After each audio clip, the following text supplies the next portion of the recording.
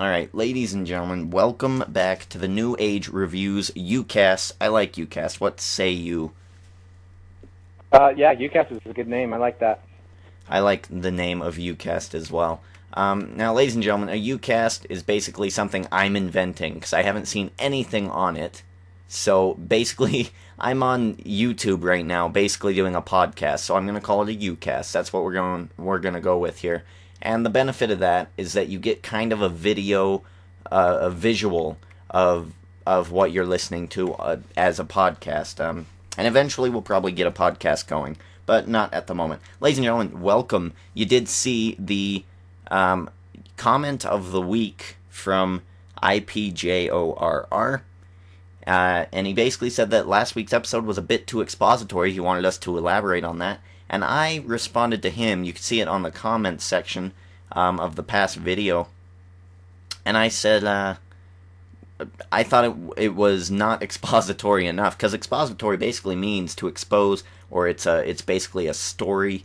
And I don't think they gave us enough of the history. So I'm not quite sure what you meant by that. He still hasn't responded back. But, yeah, I thought it wasn't expository enough. I'll also give my view on it. Go ahead. I'll also give you my view on it. I think if what I understand, what you're trying to say is based on like how they wrote the script. I can understand like if I understand what you're saying. Basically, you felt like it was a little rushed, like from the aliens coming to Earth to kind of just jumping into the life of Nolan and ERISA. ERISA. ERISA. Sorry. It's just the way that they chose to write it. I can respect it. I'm sure that the reason why they did it is because they want more material to go off of, like flashbacks and stuff. And as you even saw in the episode this week, like we got that from Rafe Macaulay. Macaulay. Yeah, we got that from Rafe Macaulay and a little bit about his past. So, not necessarily about like the Photons and the humans' history, but I'm sure we'll see a lot more if that's what you were trying to say. But other than that, great comment, and send in more comments, guys, and maybe one of your guys' comments will be the comment of the week, and we can discuss it. Absolutely. If you guys comment on my videos, I'm one of the uploaders who would respond to all of them, or at least look at them and say, hey, cool, awesome, and rate it upwards, as long as it's not a douchey comment. So yeah, comment on the video, and you might get in next week's show. We also have an email. Yes, I set up an email.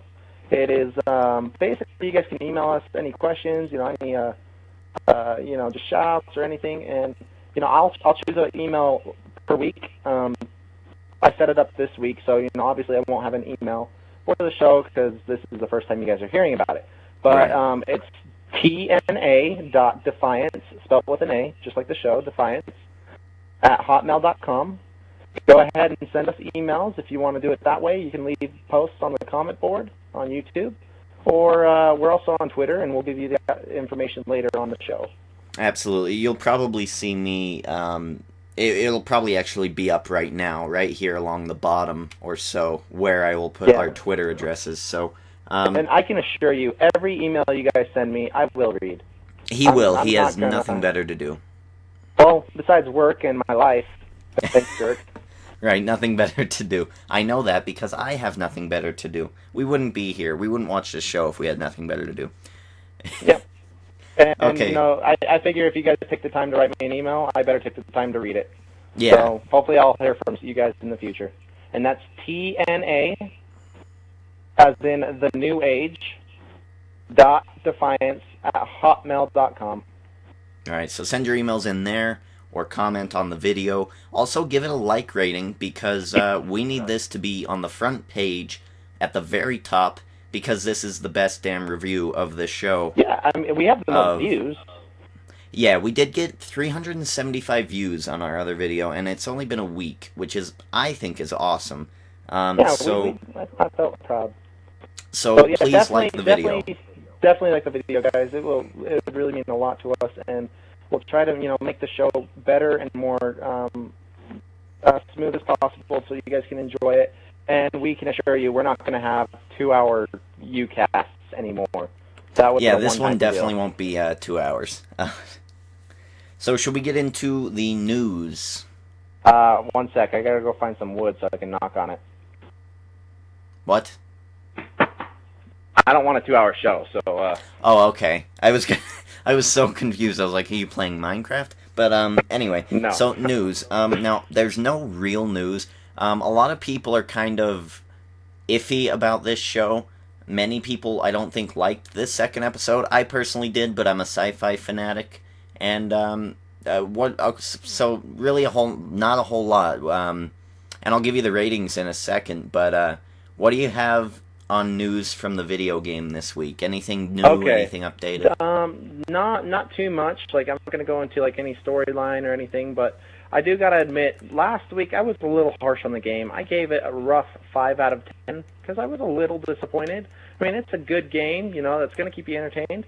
But this week, like, I really figured out a lot of stuff to do in the game, and all the options you have, and 5 out of 10 was a very poor judgment. I apologize because it deserves a lot more credibility.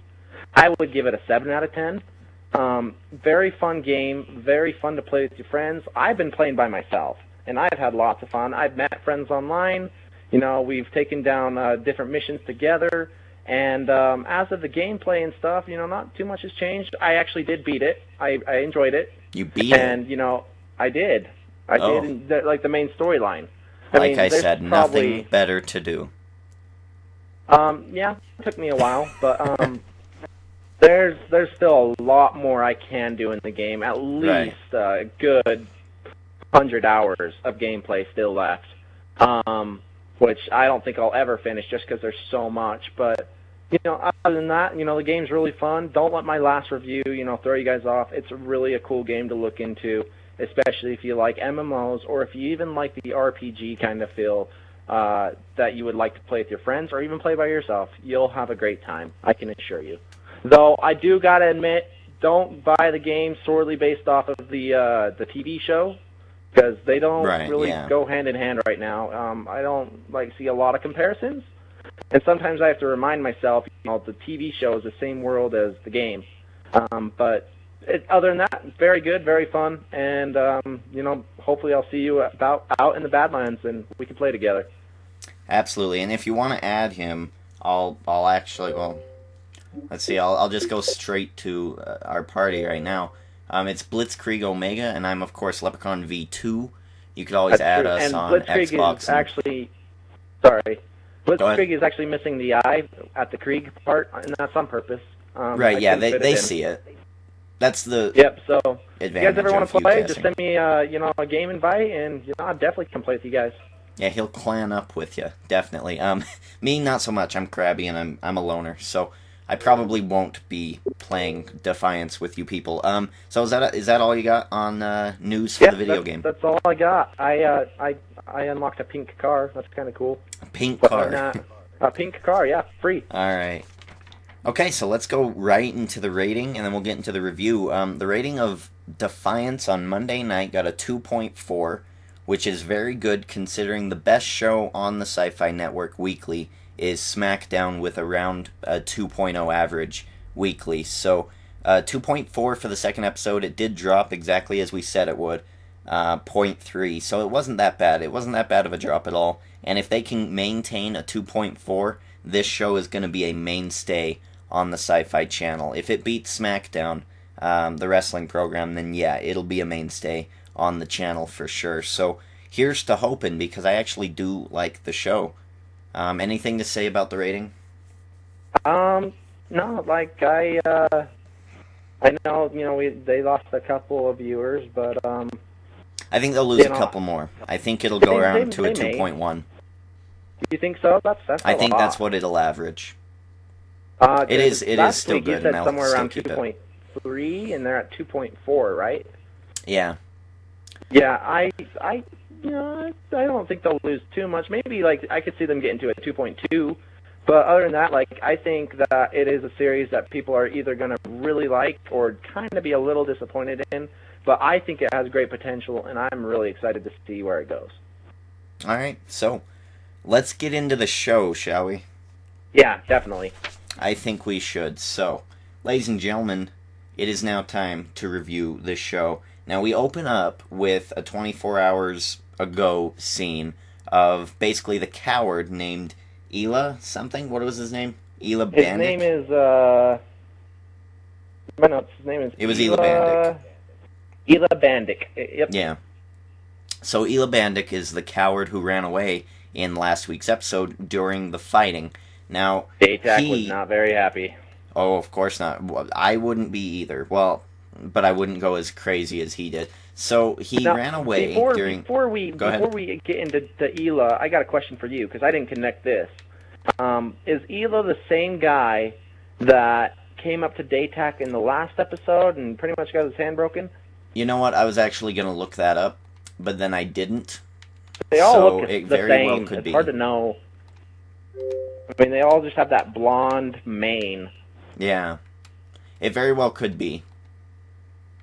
Okay. So, yeah. So we do get him, and now they've captured him, and they're going to do their ceremony here. Actually, you know what? It is him. Because, that spoiler alert, if you haven't seen the episode yet, there's a scene with Ela, and he's with his family, and it shows his kids, and his kids are there, and they're the same kids from the first episode. So it's the same guy. Yeah, why pay two different sets of actors? So yeah, that's fine. So now they're torturing him, and it's apparently an old Castathan, sorry. I'm gonna have to get used to that, because I did actually learn how to pronounce all these races in this episode, but this is a Castathan tradition where you cleanse your soul. And now, do we know if this tradition of stretching of the limbs goes till death, or that it just goes for days? I think it's a ritual where every Castathan member in the society has to put a rock in the thing, and he has to do it for so long. I don't think it's to death, but then again, like, it can be. It doesn't really clarify that. Because, it doesn't clarify. We won't spoil, the ending of the episode, but not yet, at least. But it may be death just based off of the end of the episode, because supposedly based on their religion, they can't get to whatever heaven they believe in unless they cleanse their soul. Especially, I mean, cowardice, I guess, is like a really big sin among them. So I don't know. I actually think, now that I think about it, it is to death. But, yeah, I would think that it would be to death, and that it's just a long, drawn-out process before he goes. I just, it's kind of a harsh thing, but in a caste system, it's understandable. So we get Nolan in here now, and Nolan, being the new sheriff in town, the new lawkeeper. Sheriff in town. Yeah, he comes in, and he doesn't like what's going on. Nolan, a very non-racist, very law, morality type of guy, tries to break this up. Definitely pulls a John Wayne, sheriff, cowboy approach. Absolutely. And honestly, he has morals, he has standards, and regardless. And I'm actually really glad that this happened, because I was thinking about it last week. Like, what if one society has problems, like a murderer? Like, does the whole government take it into play, or does the caste? And now we know. And now we know. Yeah, I was really happy. But yeah, so Nolan comes in, basically telling everyone to stop, and Daytak isn't too happy, and says this is our sacred ritual thing where he needs to be cleansed, and Nolan doesn't like that. Yeah, Daytak is not happy about this whatsoever. He likes sticking to the old ways. So yeah, they try to break it up, and then there is a bit of a scuffle. Gun is drawn, and he threatens to take them all to jail. He's gonna take the whole Castathan race in Defiance to jail. It was pretty funny, and he said, "I'm starting with you, buddy." And you see a picture of the guy he was gonna take to jail first. It was actually a funny scene. I'm loving the main character more and more. Did you notice the monk guys in the beginning? I honestly had to check what I was watching. I thought I was watching Lord of the Rings. To be honest, I didn't make that connection. What is this? Like, they're wearing helmets. What? I liked And their then the Gregorian chanting and chants. stuff, but Yeah, I liked yeah. the chants. Um, Bay-o in the bay. It was strange. It was actually an interesting chat, and it got stuck in my head the other day, but it's gone now. So then we our get the mayor mayor comes coming in. in, mayor coming Yeah, in to defuse the situation, and we get a little bit of a history of the town of Defiance and why there aren't Erathians in the town, and the history of that is the Erathians really refused to get vaccinations because they were dying of all sorts of diseases. All the other the races humans just took wanted the to help. vaccinations. The humans then began to force vaccinations. The Erathians did not like this whatsoever. Mini Eat your revolution food! happens. Mini revolution happens, and the I'm sorry. Erathians really get violent, and they leave town or they died because they revolted. And that's actually something that is good. I'm glad that they're finally getting in some history of why the Erathians aren't in town, but the Castathans are. So I'm actually glad that happened, and that's why the mayor can't stop these sorts of rituals, because they've already tried to Right. before, and it didn't end well. So that'll be a Correct. theme throughout most of this episode. Is the mayor going to be able to change these cultures of the Votans? Absolutely. And once the mayor calms down, both crowds, we have Tommy, who came with the mayor, who I actually really enjoyed this week. Yeah, you love Again, Tommy. like I like Tommy. Tommy's a good character. But he notices is ERISA is not too happy with what's going on, and she's kind of tense. He goes and gives her Right. that lending, friendly hand on the shoulder, but caring. And what does she do? Almost break his arm. Right, yeah, I'm noticing that these two are going to be a thing. Or that, or they're going to be like best friends. Really good friends. I could see that as well. Yeah, so that'll be a thing. I think Nolan and the mayor and the barkeeper is going to be a thing. I think there's going to be some sort of love triangle thing there. You can notice these I don't relationships know. happening already. I'm predicting Nolan and the Wookiee guy. I Yeah, have a feeling absolutely. that something's Sense off something's gonna happen. Malik, or what was his name? I don't know. Mac, maybe. Mac. The one that is was his with name, Rafe and Macaulay.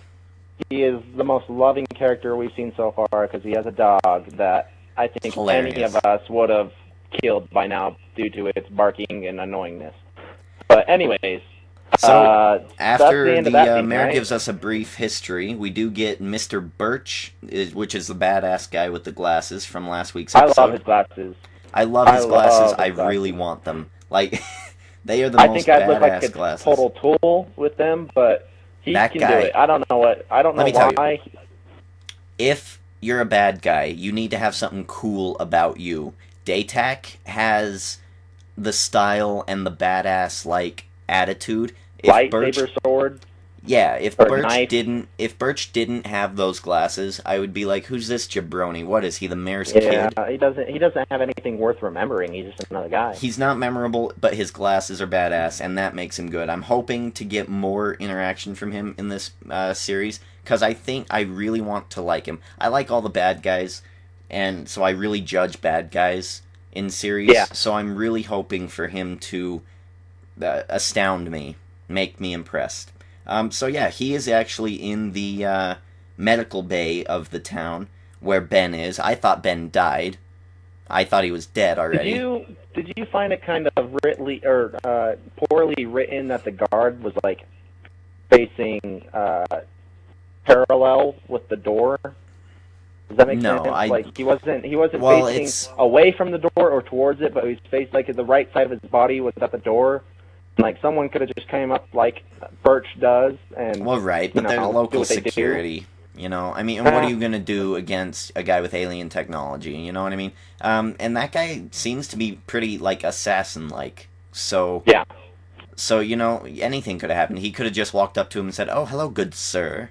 Let me I give just you found my it kind of glasses." And funny bzzz." how he was like looking down one way of the alley where his back was Yeah. really exposed. I found it funny. Yeah, I don't know. It was kind of strange how little security they gave a guy who tried to destroy the whole city. I don't Yeah. know. That's just me though. Then So we Birch see does Birch break in. give, Ben Birch some injects Ben crazy in the juice. head with some sort of thing.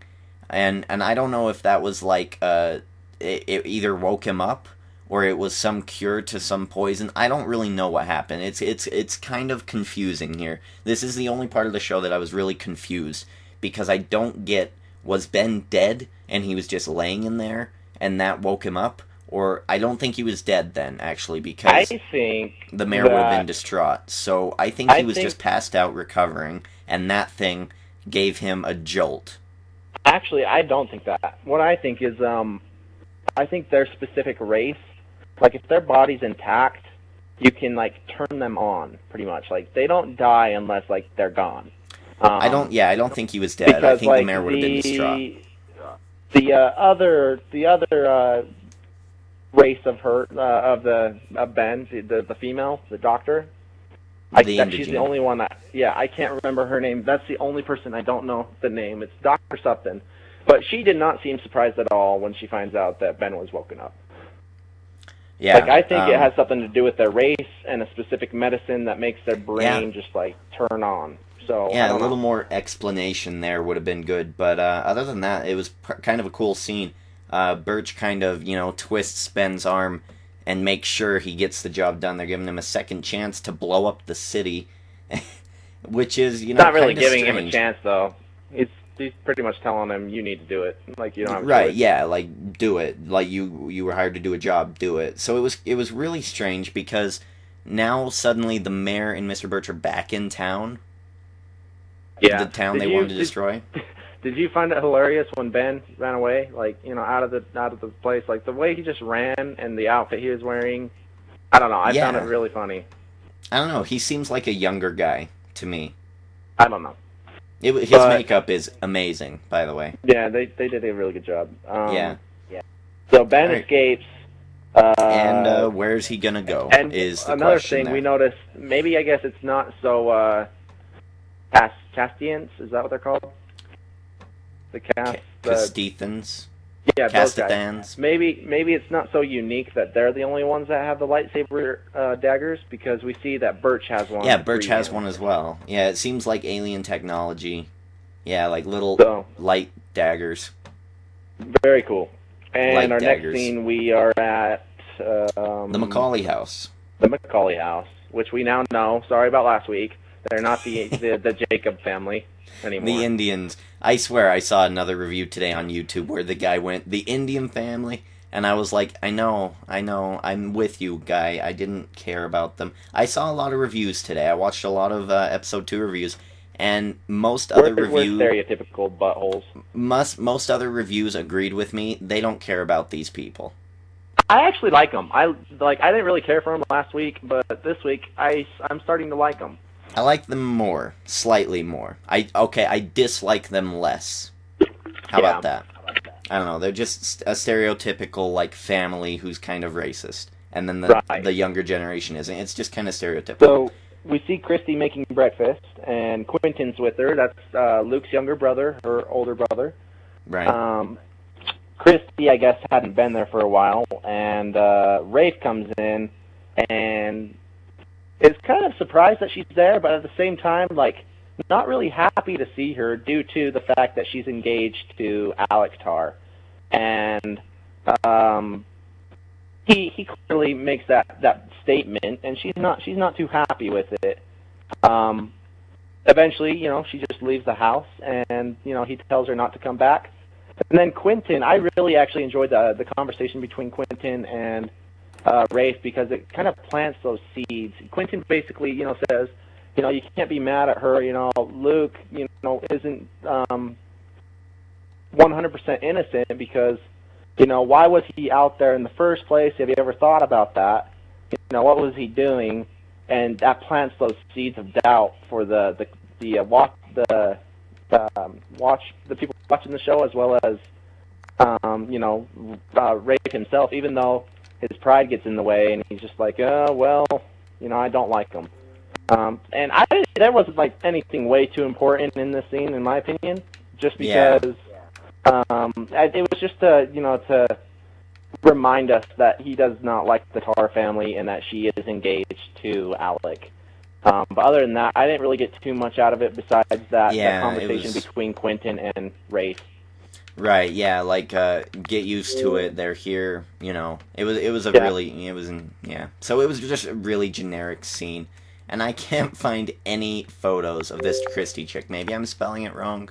Though there is a part in this scene that is important. It is actually when Rafe gets a call, and you know, when he was, I thought he was in Christy's room, because you know there were some girly looking things, Right. but supposedly I guess it was Luke's room. Right, it was Luke's room, you know, son and died, that's you don't when he want gets to the move call. anything. Yeah, that's when he gets the call that his there's been an explosion in the mine. And he tells Quentin, you know, get your stuff together, we're going to the mine, there's an explosion. And that takes us to our next scene, unless you have anything. No, I have nothing about that. Like I said, I don't really care about them. Okay. And we're in the hospital clinic now, where our second Indogene that we've seen is there, and she's patching up some guy with Nolan and the Mayor. And that's when they find out that, you know, Ben's been gone missing. Well, I guess they already knew. Well, before, you know, it transitions to that scene, I guess they already knew about it, but that's Right. when they find out that there's been an explosion in the mine.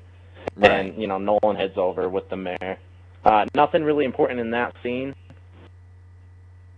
Not that I didn't put any notes on it, so Yeah, unless I'm nothing missing too something. good. They're just looking over the guard, if I remember Right. correctly. It wasn't a memorable scene at all. But yeah, Right. Ben blew the mine shaft and is apparently in the mines for some odd Right. reason And that this is where we actually Rafe find McCauley out. owns. This is where we actually find out that due to the terraforming, which if you guys remember from last week, is basically when the Voltons came, they terraformed our planet to make it the way they wanted it to, so that they could live there. Well, and no, I guess no, no, what that's not what happened. happened at all. Okay, No, well, the ship crashed, and the technology on it was terraform technology, and then it terraformed Earth. I see. Okay, Yeah. so yeah, well, bottom line is it changed the planet. And if you guys imagine like a taco, basically that's what happened with the crust of the Earth. It made Yeah. a taco, and then they sealed the taco together, where you have St. Louis on the inside of the taco, and then the rest of the people who are living in Defiance are on the very top shell on the opposite side of that taco. Yeah, that's So weird, we because find I've out never there's been... an old St. Louis underground, and I'm like, oh my gosh, this is gonna be cool. Really Like, I'm awesome. It excited. looked great. But the thing I'm confused about is how the hell did the arch not get swept under? That is what I'm confused about as well. Like, it's just written I've never- because, let's be honest, they're Yeah. in St. Louis, they gotta keep the arch, but like, Sure. that's a bunch of bullcrap. Did they Out pull of it up? everything, the Did it- arch is the only Yeah. thing left. I've never been to St. Louis, so I don't know. Is it in the middle of the city? Is it on the outside? If it's on the I outside, have I been can to understand St. it Louis. rode a wave, but... The arch is actually, like, I actually have learned a lot about that arch. It is actually built, like, really, really well, but that still doesn't explain, like, That doesn't it excuse being it able to rising withstand 3 the miles crust. above ground, yeah. That's right. But, So, yeah. who knows, with, like, plate tectonics and everything, like, some crazy crap can happen and, shift underneath each other and all that stuff, but that's not really relevant. It's just something to kind of think about. But we do find out that Ben is in that mine shaft. That is his plan, due to Mr. Birch, with their first plan, which was to go to the mine shaft. But I guess Right. they kind It's of want still- to keep the city intact, and we still Yeah, don't it's know still what they're up in the trying to do air with the mine. what they want to do in that mine Right. shaft. But we do find out that Ben is going down this mine shaft, and he blew up, just like with 1/8 of the explosives he had to blow up, one of the entrances Right, so that people Goulamite. couldn't follow him. But then we find out from Rafe, who is, the leader of the miners, that there's another way where, there's razor-sharp rocks, it's really dangerous, which honestly I didn't really see that at all. I don't think it was meaningful. I mean, they were walking the entire time, but other than that. Yeah. There's another way. That's the bottom line, to get there before Ben does. And Nolan, pretty much volunteers. That's just our character, who he is. But Rafe's not too happy with that, is he? With what? With him the going fact with that him? Nolan is wanting to come. Well, Nolan needs you're to not a go, minor, or else and Rafe will absolutely kill him, and nothing good will come of it. So Nolan, of course, has to go, because we're not just going to follow Rafe around for no reason. So Nolan had to go, and I understand that, but he leaves ERISA behind, which is actually interesting, and we get a pretty good scene there. I liked the reason why he left her behind. It wasn't just like, oh, you're a kid, you can't come with me. That would have pissed her off. The fact that he needed someone to find out, who killed the guard and let go Ben still needed to be figured out. She didn't do anything about that. Priority number 2. But yeah, they didn't do anything about that, but it still, made sense why she didn't go. Right, so they split up, which is actually a good thing. I like the two different story mentalities of Nolan down underground, her upground dealing with the Hila situation. So I did like that a lot. There was actually a great scene where he says, do not go near Hila. And I'll talk about it a little later why it was such a great scene. And what does a child do when they're told not to do something? Exactly, yeah. Especially when it's like, it hits them in a deep place in their heart, I guess. And let's be honest, I think Nolan knew she wasn't gonna not stay away. Yeah, we'll talk about that later. Don't go there, but really don't. Then we get, I think, maybe the best, maybe second best scene of the night. Again. If you're gonna say because she's half naked, then no. You know me, my drive is not of that nature at all. So we get Daytak and his wife in their bathhouse, and the wife again is being the most manipulative person, even more manipulative than Cersei in Game of Thrones. What was that? I didn't say anything. I just more manipulative than Cersei in Game of Thrones. Is that a fair analogy? But smartly, because Cersei's just an idiot. Cersei's terrible, and she is actually doing it with actual reasons, which is crazy. And they're not purely evil reasons. There's a fine line between morality decisions, but it's not evil. Her intentions. I mean, when it comes down to it, they're going to do what's best for themselves, but it's not we're going to go kill everyone and take over the town. Right. And this was actually a pig and we can sell it. No, let's eat it. No, let's sell it and we can buy 2 pigs. This is actually a very telling scene because Daytak Tar did not come from the higher up class, and we learned that. He was an Ela. Right, he was in the very lowest caste of the caste system on their former planet. So now he's here on Earth, and he's at the top of on top of the food chain. He is basically the most important Castathan on Earth, or I guess in Defiance, but I guess on Earth could be argued.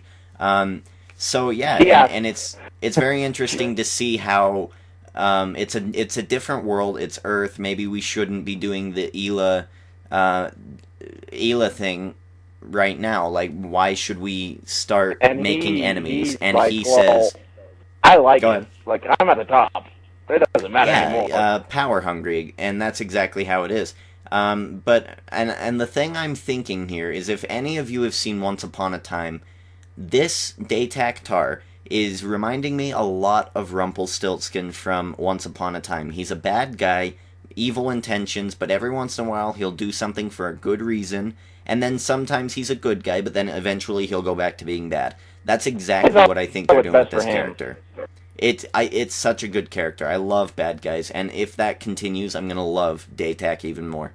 I actually liked it. And she says, you were on the bottom caste. Why do you like the caste system so much? And then he goes, I like it because now I'm at the top pissing on those below. It was kind of funny, and I laughed. And I was like, that's exactly how I would be. It would be terrible. And then we get Alec. Alec joins the party, and it's kind of funny because it was a white environment. He comes in wearing his normal clothes, and he really stands out. But he's not as emo as I thought he was. I mean, he's just like any other kid or teenager or man. Got problems, and he's not whining about the fact that Chris put off the wedding. Right. They're talking about it and not being happy with it. But he's just get married.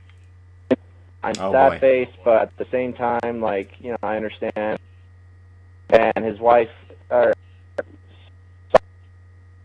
Alright, you're cutting out.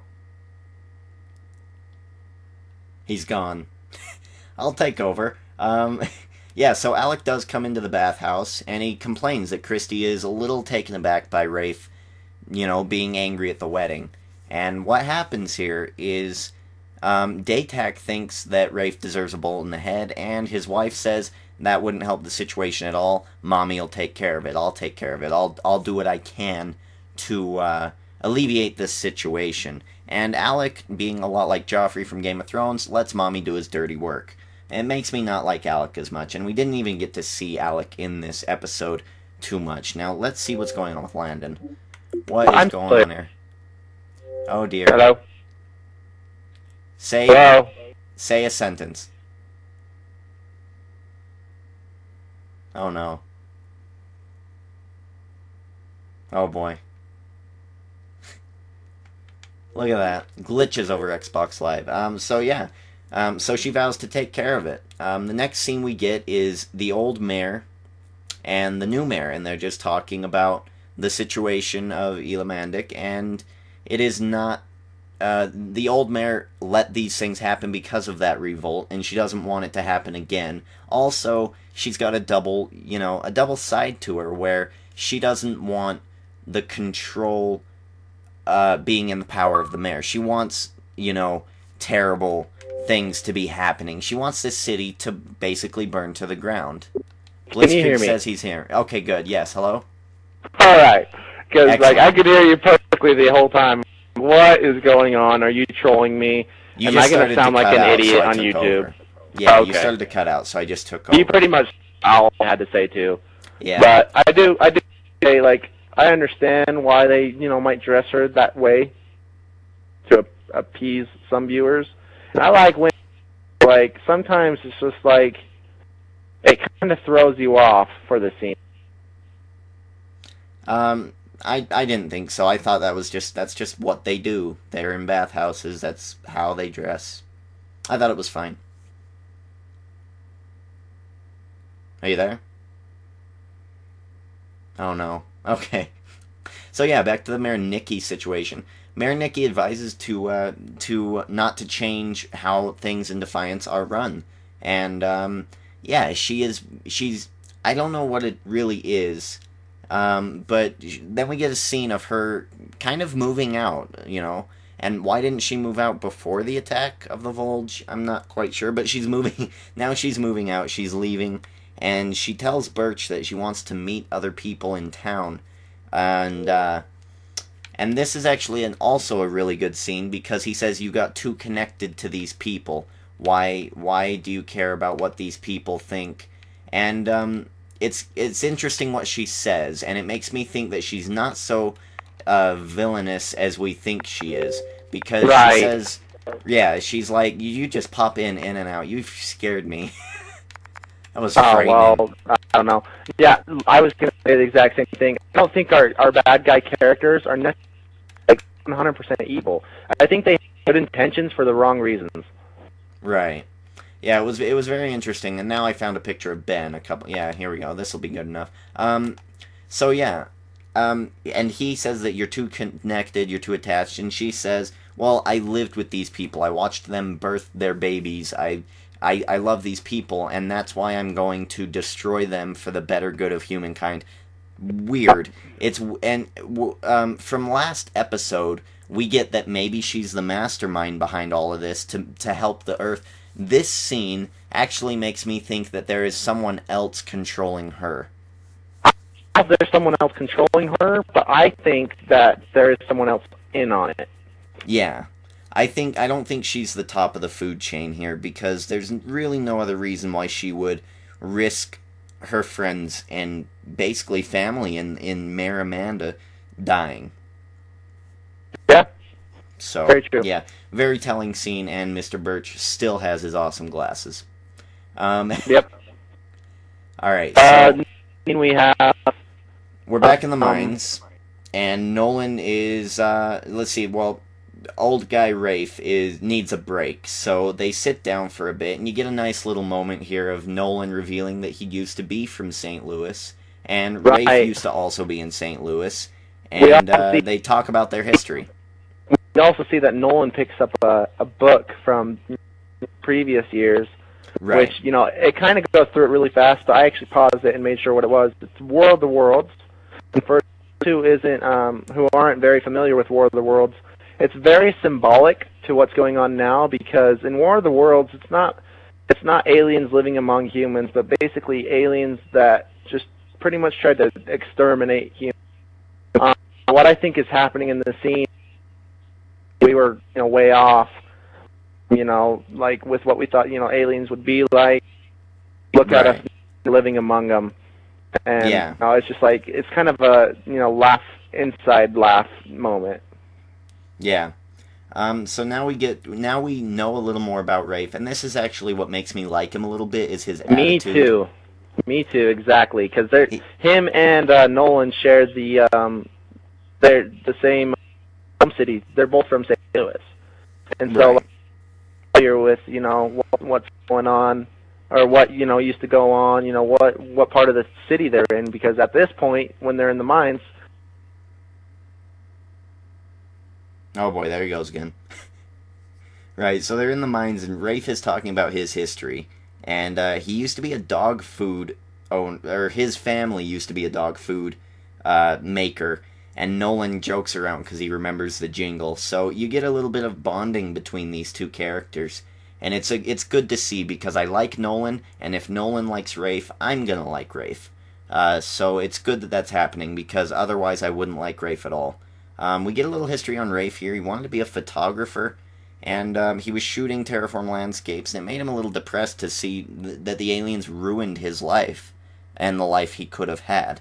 And it makes him a little sad, and again, that's something that you need to get. You need to start building these characters as people we care about, because right now, they're just characters who are either funny, or depressing, or angry, or, interesting. The deepest character we've seen so far is Daytak, or maybe even Alec, or Rafe, or ERISA is probably the leading character. So yeah, it's good to see these characters get the history that they deserve. We need these scenes. They're important scenes.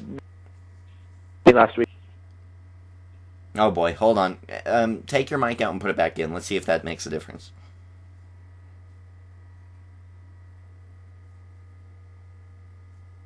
Are you there? Okay.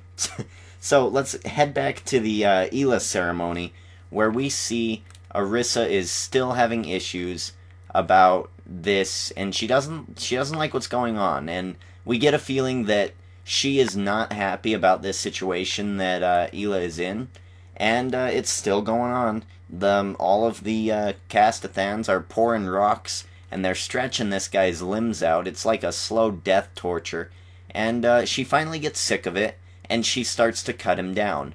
And most of the other... Go ahead, you're back. Can Welcome. I say that I'm here with you guys in spirit. I might not be in... maybe we can, maybe take a small break eventually and figure out, what's going on, but... Well, I'll be here. I can hear everything so far, but... I just wanted to say that this is my favorite scene, and it's because of what Tommy says. Yeah, right, yeah. I do have his notes, so I'll read what he put in his notes if he ever cuts out during it. So yeah, ERISA cuts him down.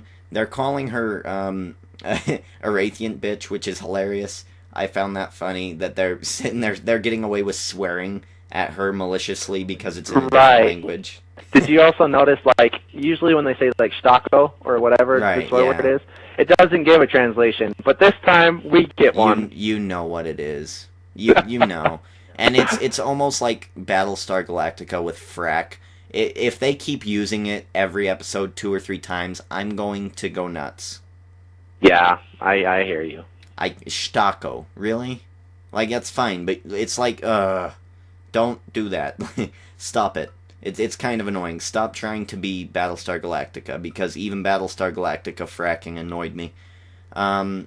Yeah, so Tommy actually comes to the aid of ERISA, and again, a little bit of a bond there, and says that the mayor sent him. Even Daytak and all his cast-a-thans are kind of pissed, but he says, "You're under arrest. We're arresting Ela for loitering." Which isn't that the crime of being in a spot that you're not supposed to be in too long? The fact that he says you're under arrest, or Ela's under arrest, and the priest guy's like, for what?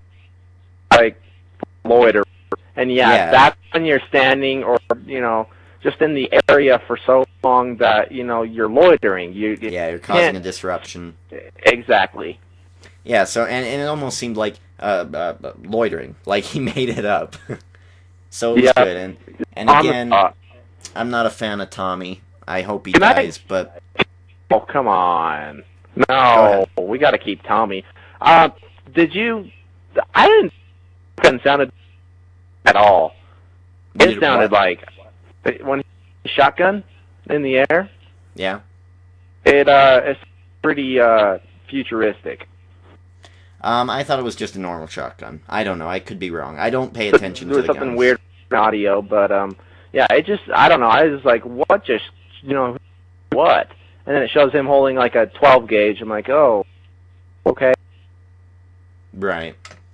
Well, now we're back in the mines, and Nolan, the break is over. They notice the nuclear plants. We get information that they were built during the war, and we see the lights kind of bright up, so we know someone's in the nuclear plant, and we assume it's Ben. They assume it's Ben, and if he blows up the nuclear plant, the radiation will most surely kill everyone in the town. So right, and I found it interesting that Nolan's like and Rafe's like, oh, those are the nuclear plants that were put up in the war. And that made me think, like, how effective were our nukes against them? Like not effective, I would guess. I don't know. Like, that's just interesting. Maybe we'll. Yeah, I think it hurt their planet more than our planet more than their ships. That's all I got to say about that. Nuclear is not a good situation. Now we are in the train diner, and Christy is working there. Christy Macaulay, and Daytak's wife Stama. Wait, what? Hello? And he's gone again. I have no idea. So Stama is basically... Now, this is a girl moment here, so I didn't get too much of it, but this is more Stama manipulation here. And Christy is still having second thoughts about the wedding. She doesn't want to disappoint her father, but she loves Alec. And Stama basically says, well, you know what? You can go against him. You can rebel. You can revolt against his wishes.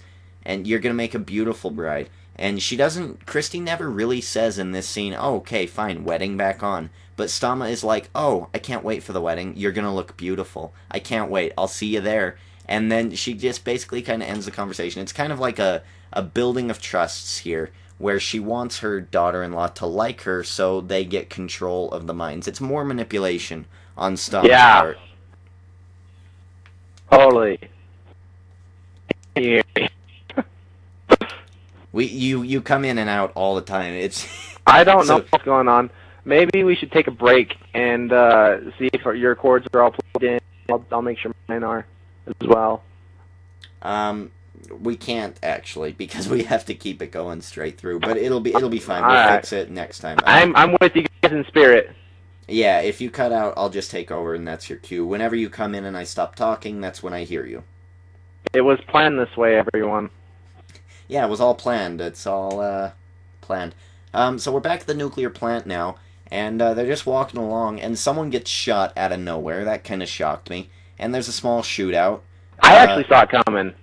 I did not. I did not see it coming. Like, oh, look, a random guy in the front of us. Right. Rafe shoots Ben, and he's kind of immobilized. So, and then he starts to, go, oh boy, suicide bomb time. And, of course, Nolan is there to stop him. And I did notice that. Bad editing, by the way, here. When Ben is reaching for the thing, you see a flashlight before it cuts to Nolan. So a little bit of bad editing, but whatever. It's fine. I caught it. I don't think many others would. Ben says that Luke wanted to run away, and he's trying to ignite an anger in Rafe to shoot and kill him because he doesn't want to be taken into questioning. So he's trying really to commit suicide here in many ways, more than one. So they stop the blow up from happening, and now Nolan, and this is another really good telling scene, where Nolan says you could either do right by your dead son or do right by the two ones that you still have alive. And that was a really good moment. And again, I love this main character. Yep. He had good points, clearly. So, and then Ben goes suicide mode, just grabs Rafe's gun and makes him shoot him, and then he says, "Tell Amanda I'm sorry." And that's kind of sad, but not really. Which I also saw coming. Yeah, I saw it coming too. Like, when you put the gun away. Yep. I don't know. So, right.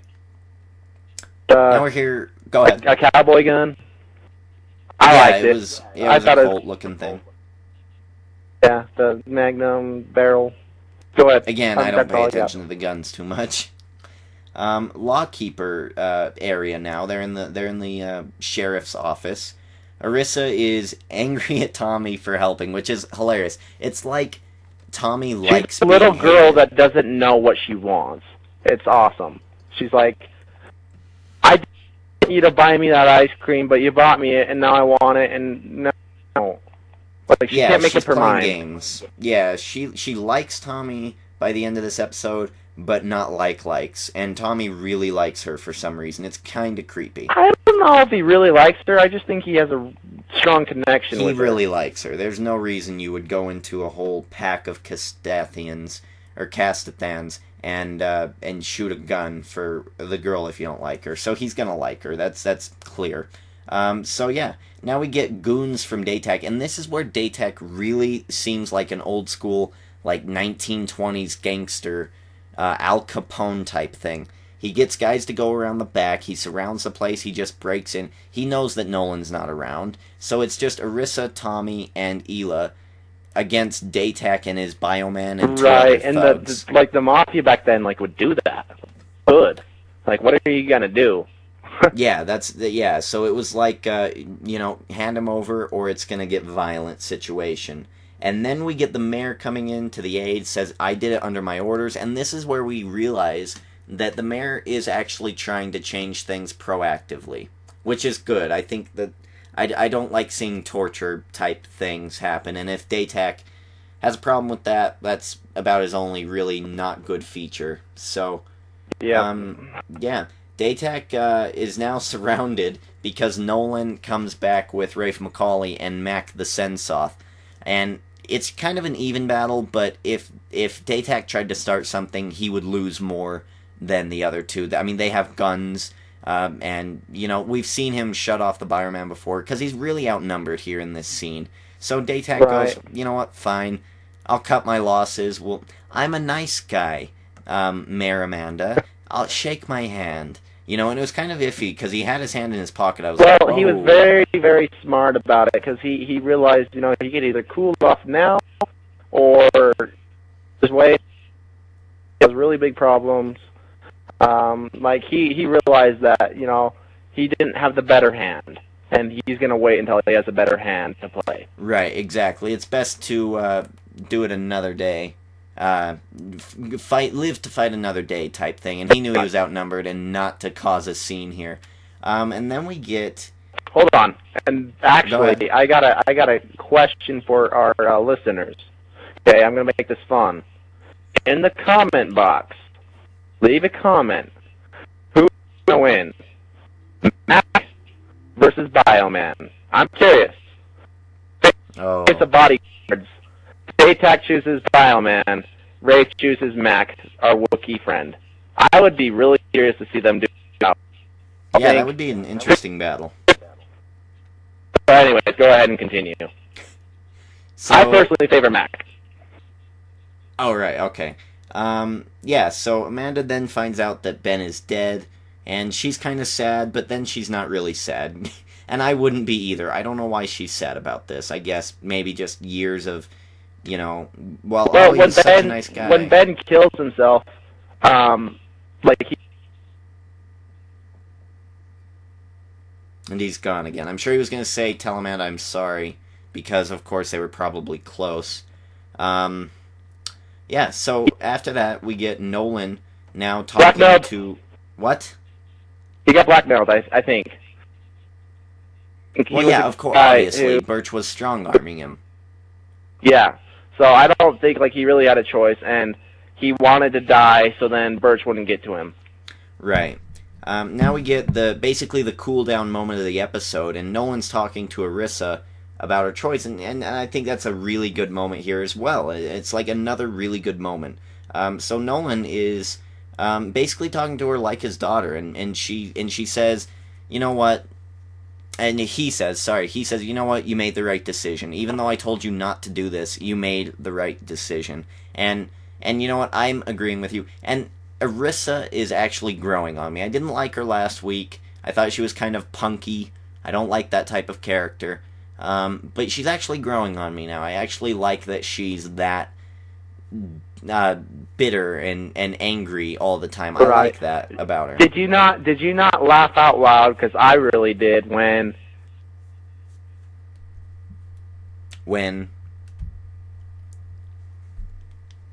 I have no idea what he's thinking here, people.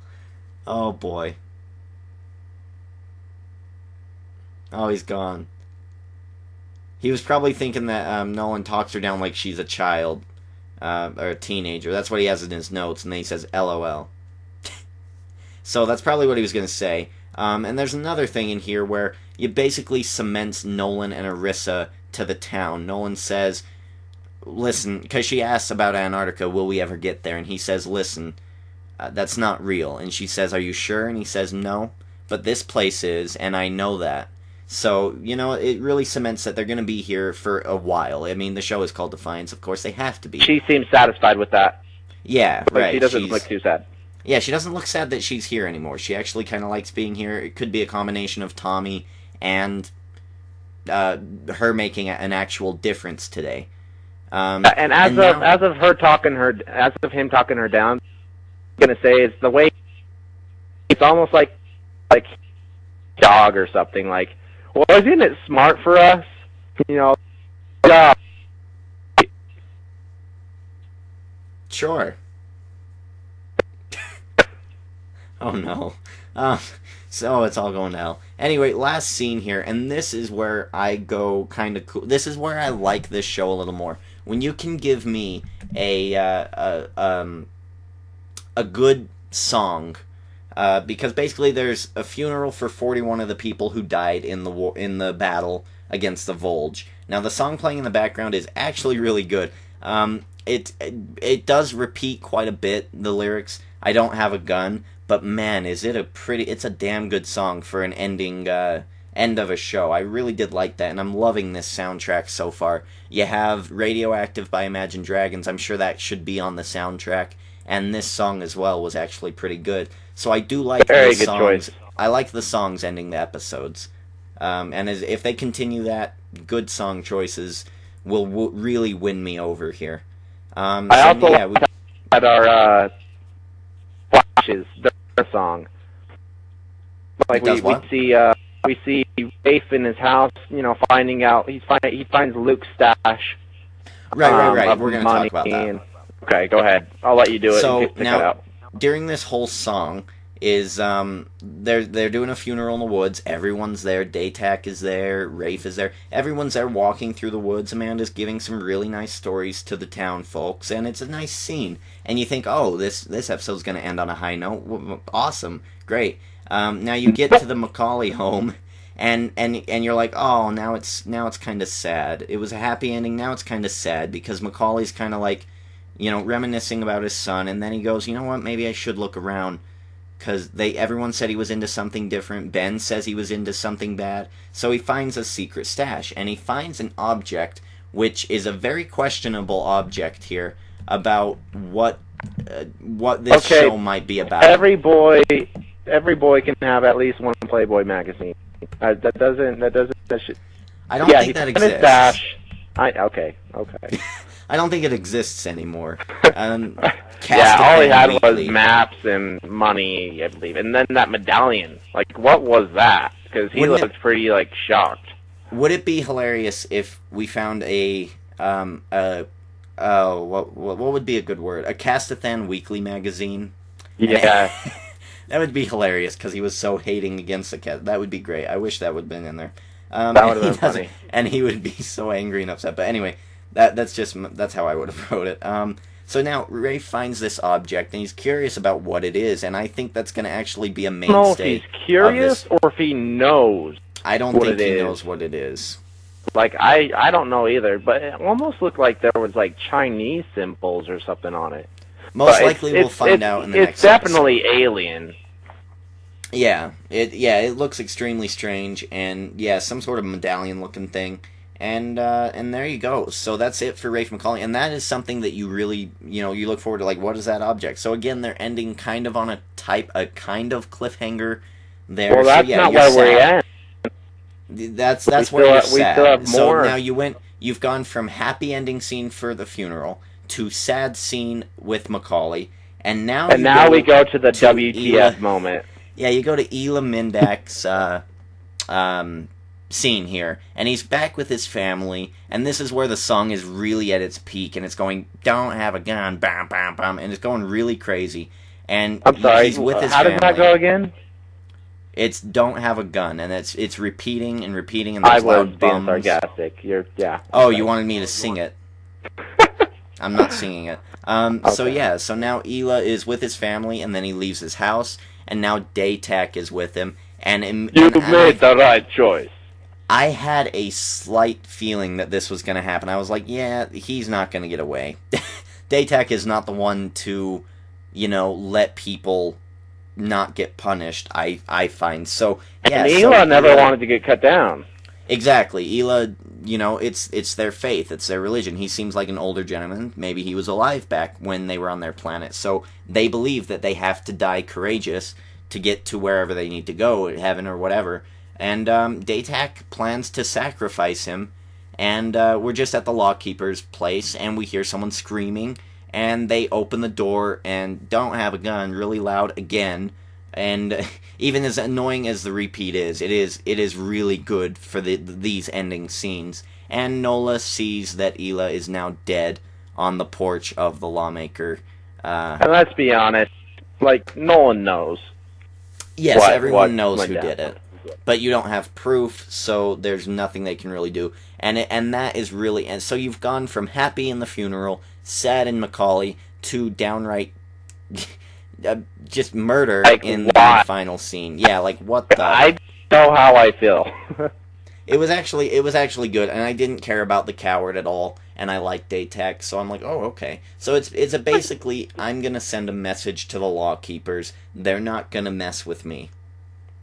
Pretty much. And that's your show. That's it for the week. That was all the scenes. I thought it was a pretty good show. What would you give it out of 10? I give it an 8. I liked it. They did a good job. Yeah, there's not a whole lot of alien history, but they give us the history of some of the main characters. We needed that. Yeah, I liked this episode a lot more than last week's episode, for the main reason because it was only an hour. I didn't get bored. I was bored last week. I'm not bored this week. There was a lot more history involved in this episode. Last week there's 2 hours, and we didn't really get any history except for Nolan's past. And this week they really fixed that by going over Macaulay's history. They went over the two families pretty much, the Macaulays and the Tars. Right. Yeah. Not really including Alec though, because we kind of got a little bit of Alec last episode. Right. Yeah, so I'm actually starting to like the show a little more. I wouldn't give it an 8, actually. I'd probably give it maybe a 7.5, because it wasn't really... There was nothing really memorable about it. Nothing... Right. No scene that was really like, oh, wow, that was just amazing. And, no real deep meaning scenes in this episode, but for a viewer it was entertaining. On an entertainment value I'll give it an 8, but on a That's what I meant. In a critical meaning I'd give it a 7. So I'm just going to give it a 7.5. And with your 8 that gives it a 7.5 or 7.75. So yeah, 7.75 out of 10 this week. It did slightly improve. And I'm hoping for a better episode next week, because you want to talk about that? I know you must be excited. I want them to talk about Mac. I like Mac. I want to know more about him. You like the I want to know why he got a dog and where he got a dog. I want to know what kind of dog it is. Did you see the previews for the next week's episode? No, I don't ever watch previews, ever. Hellbug Central. Is it Hellbugs? I'm excited then. He is so excited. He's been talking my ears off about Hellbugs, and I'm like, what are you talking about? Well, they're all going to be CG. Yeah. It's the only way they're going to do it. Next week, we're going to see a little more CGI than we're used to. And actually, I'm happy with the CGI that was in this episode as well. It was pretty good seeing Old St. Louis like that. Starship Troopers meets StarCraft meets Defiance. I'm ready. You're ready for some Hellbugs. I'm ready for some Hellbugs. ERISA in a funny-looking helmet next week. That's all I get. That's all I know. And then we'll probably get some Fallout from Daytac Tar. Yeah. I know this week we don't have anything on the lore too much. Next week we'll bring you maybe a quick little segment about some of the lore based on one of the races or something. But other than that, I thought it was a good episode, and I'm excited now for the next week's. I kind of wish you didn't tell me that, because it would have been cooler. But no, I'm okay. I'm fine. I'm good, and I don't know what the problem is with me cutting out, but hopefully it won't be like that next week. I apologize, but just I know what it feels like to be you. Not be able you can shout out your screen all you want, but we're not going to hear you. Kind of like how I was shouting at Derek, but he couldn't hear me. You guys can't always leave. You guys can always leave. Oh boy. Yeah, the only way for us to really hear you is to comment on the video. And again, like the video, because, we're taking our time out to really delve into the episode scene by scene. I don't think any other review has that. So, let us know what you liked about the show, what you didn't like about the show, who are your favorite characters. Talk about anything about Defiance, and I'll talk to you about it. I'm a real nice guy on the internet. So... Can you hear me? Yes, now we hear you. And remember, leave a comment. Who would win versus Bioman? I'm curious.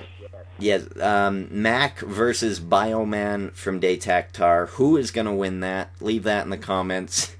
And post a good reason, a really good reason, like a well-thought-out reason, and maybe that'll be comment of the week. Let's be honest. I could see Mac just his shirt and giving us a yell and his arms. Where Bioman, Nolan pushed him out of the way when he got back to his law-keeping place. Just get out of my way. He's just muscle. Yeah, I don't know who would win, actually. I'm going to think about it, and then next week when we open the show, we'll talk about it. Wookiee scream. Alright, so thank you, ladies and gentlemen, for getting through only an hour and 7 minutes now. An hour and 8. Yeah, it was shorter. It was shorter. So yeah, we'll even try to get it a little shorter. It just depends on what happens. I actually like the longer thing. I like going through scene by scene. Yeah.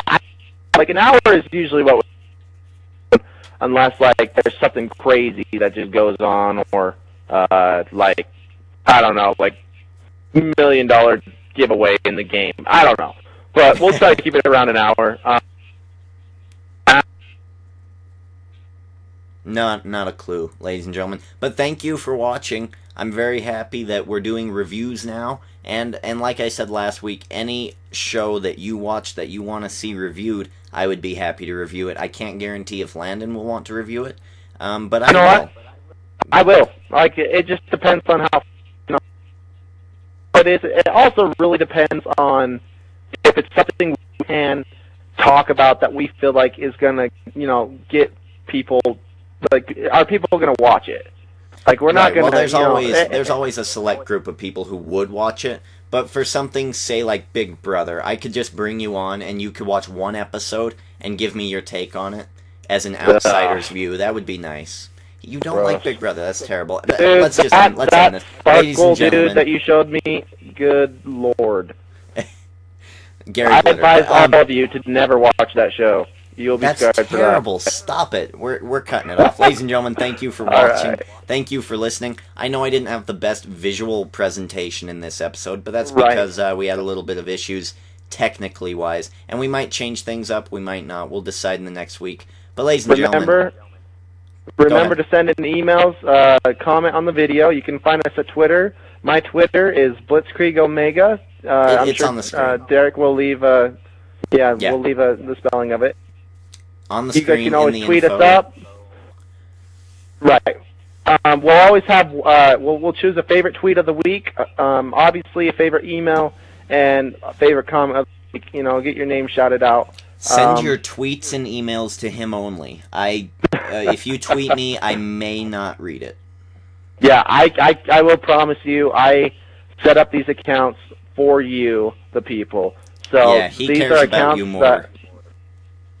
I don't care. I'm here because I share the same interests that you guys do, and I'd love to discuss it with you. Excellent. All right, well, ladies and gentlemen, I am Derek T. Ginger King. This has been a podcast brought to you by Internet Explorer on Xbox. Hey, maybe they should sponsor us, eh? That'd be nice. Get a little sponsors here. But ladies and gentlemen, thank you for listening. And again, like the video and move us up to where we need to be. And we will see you next week for episode 3 review of Defiance. Bye.